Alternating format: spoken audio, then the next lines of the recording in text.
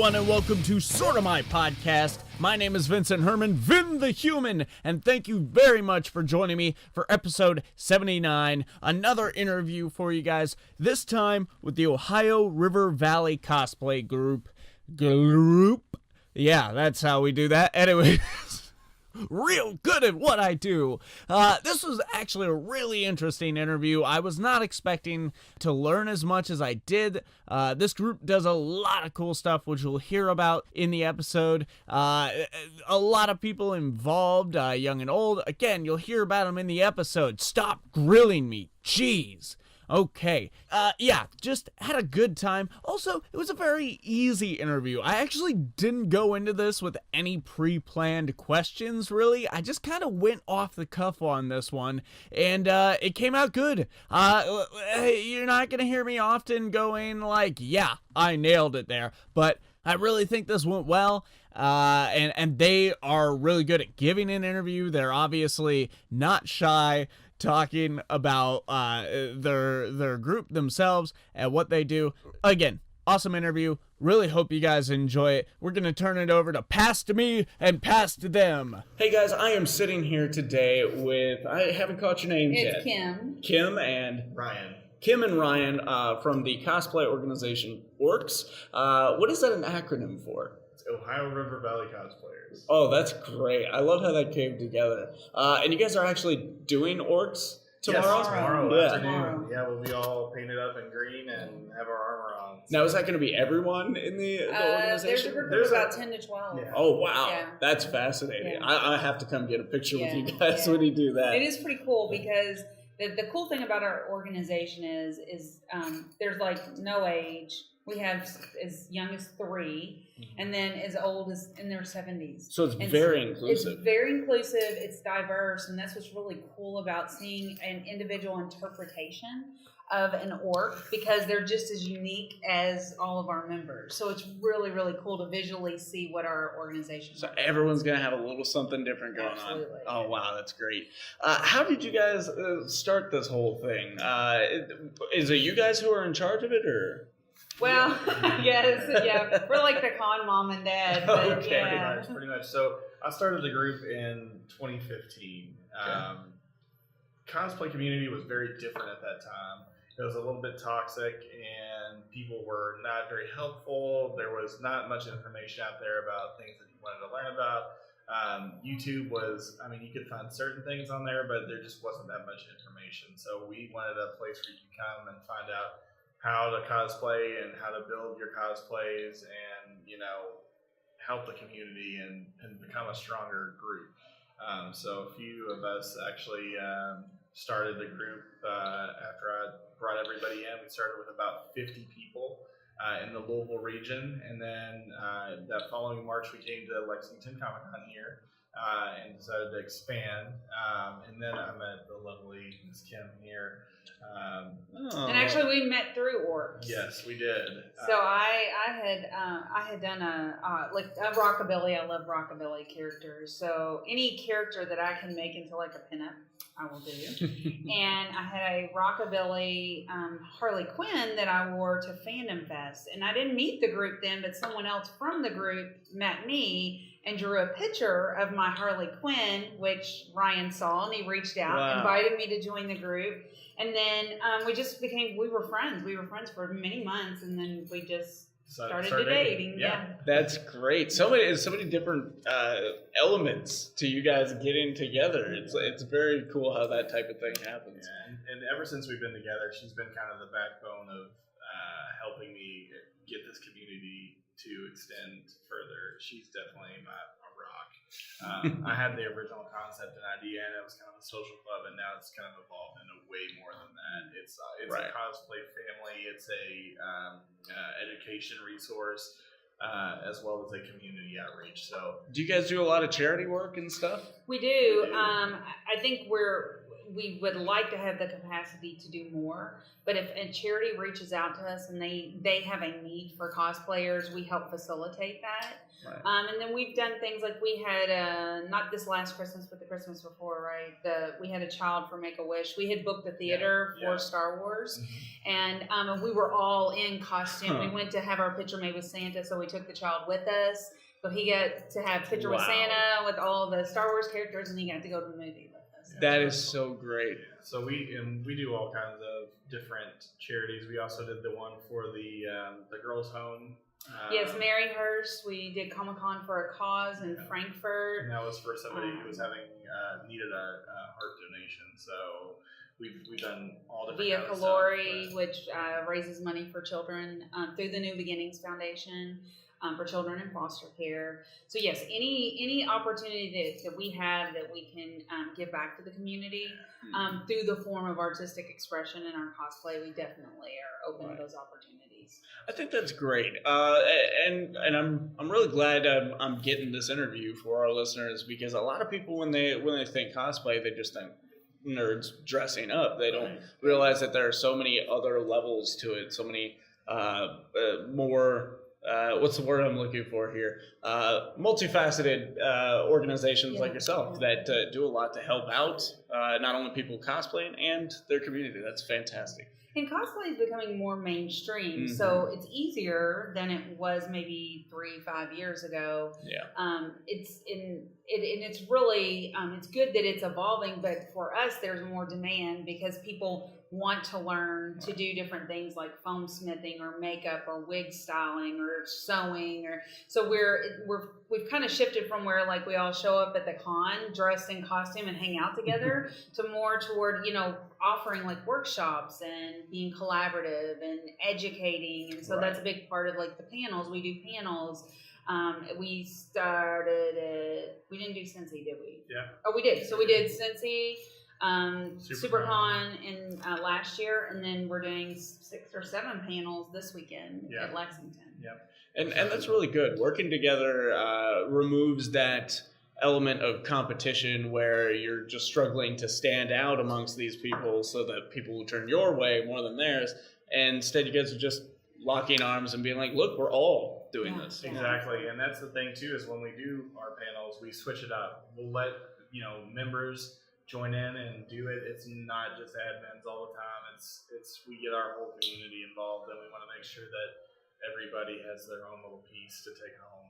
Yeah, at 3:00 today, we're doing an empowering female cosplayer panel. So we have myself, one of the admins, Kim, who's also on the council as well. But then we have 2 members, and so it's really diverse because one of our youngest, most active members is Princess Vader, and she's 8.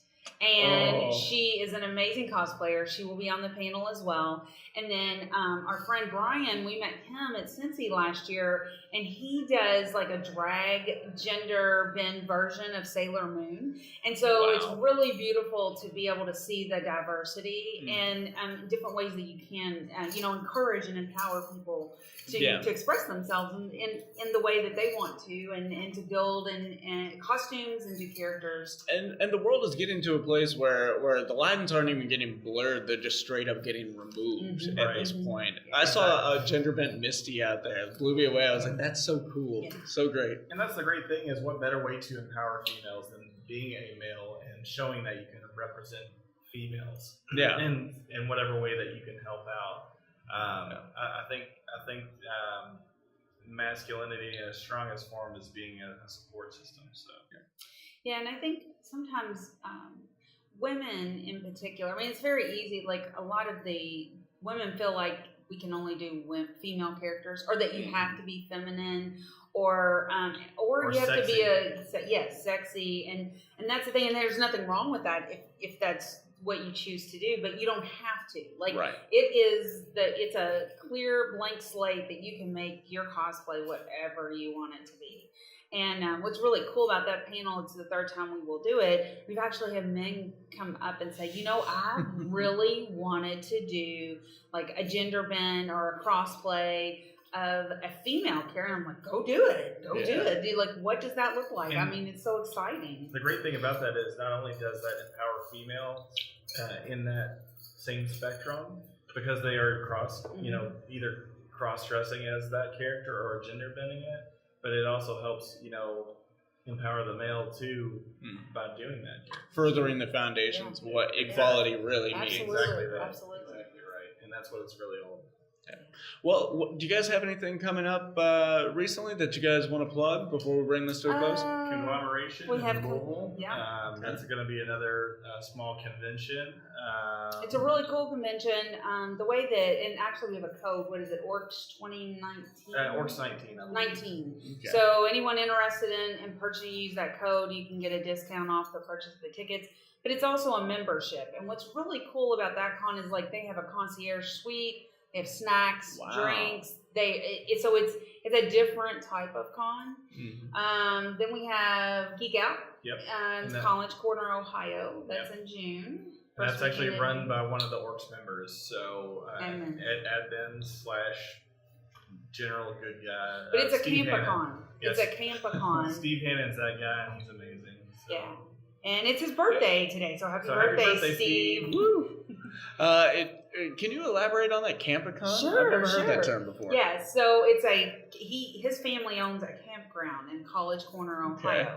And so I think this is we're in 6.0, so it's the third year? No, six years, because he does the 0.5. Gotcha, okay. So 6 years. 6 year, and it's a convention, and they have panels, they have cosplay contests, they have vendors, they have music. It's like a really cool music festival too. And you can either bring your tent and camp out, or they have cabins, or I think they even have space like for people if they want to bring their RV. But it's just like it's a camping convention. That's so cool. And they have an Ewok village. And it's just it's a pretty neat. You had me at Ewok village. Yeah. Like it's a pretty neat convention.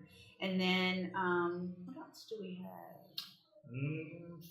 Cincy is in September. We also, one of the things that we did a little bit differently this year kicking off is we've partnered with some of the larger conventions in the area where we have presence and we have a booth, and we are supporting the convention in cosplay through like panels and our CosER. We've partnered with them, so we have ORCS shirts that are our 2019 shirts that have a list of all of the cons that we will have booths at in the area, as well as the dates and the locations. So. And do you guys have a website or anything? We do, Ohio River Valley Cosplayers.com or ORCSCosplayers.com. Either way, you'll get to the same site. Right. Yeah. And then the Facebook group. We have Facebook group and Instagram. Yeah, the Facebook group is the most active because we do have that open community forum there to ask questions and see where you need to go on your cosplay. So feel free to join us there. And then we have the Cosplay Couple page on Facebook. And we also have Instagram, the 502 Cosplay Couple. But reach out. We're always posting pictures and progress. And the cosplays that we do as a couple. So we build and collaborate and work together, and that's a big part of strengthening our relationship because we work on something collectively together. So you'll see that progress on the Cosplay Couple, as well as we share in the group as well. Okay, cool, great. And I'll make sure that we put all that down in the description below. So if you guys out there want a quicker way to check it out, just pop on down to our description. Thank you guys so much for doing this interview. I actually learned a lot doing this, so I'm really happy with it. We're here for you, so just reach out. And do you cosplay? I dabble. Okay. I dabbled last year. Actually, I'm kind of doing like a very lazy concept thing where I'm going to take the liner out of this jacket, change into a Superman shirt, and I have a cape. Hey, and so I'm going to throw that on. That's cosplay. And have fun with it. But last year I did the Riddler, and I went real big on it too, and I had a lot of fun with that. I was actually handing out flyers for our podcast with riddles on them. Oh, that's awesome. That's really awesome. Yeah. That's definitely a crowd catcher right there. So. Yeah, I had a lot of fun with it. I'd like to do it more. It's a financial thing, and I work full time. Yeah. So yeah. Well, thank you guys again very much for doing this. Thank you so much. All right. I just noticed you're probably hearing a lot from my jacket that I'm wearing right now. Let's listen to that. Yeah. Leather. There you go. All right, I'm going to take this off for the outro. Really great podcast. I'm so damn good at this.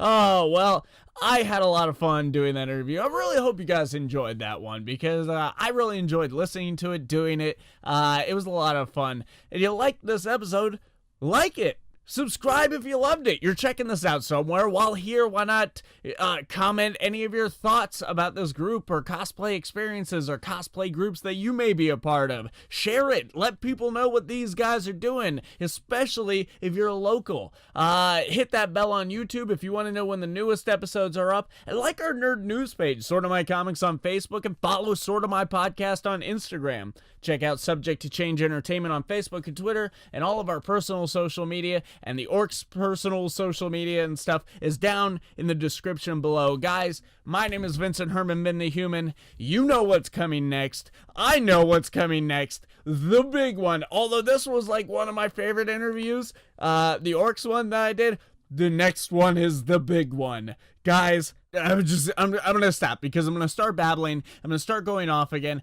Oh my God, we got Kevin Conroy. I will never believe it. I'm the one putting out the thing, and I did the thing, and I still can't believe it. It's insane. Guys, look forward to that one. Fuck, it was so much fun. Fuck, it was so cool. Oh my God, I got to talk to Kevin Conroy. Cue that outro music.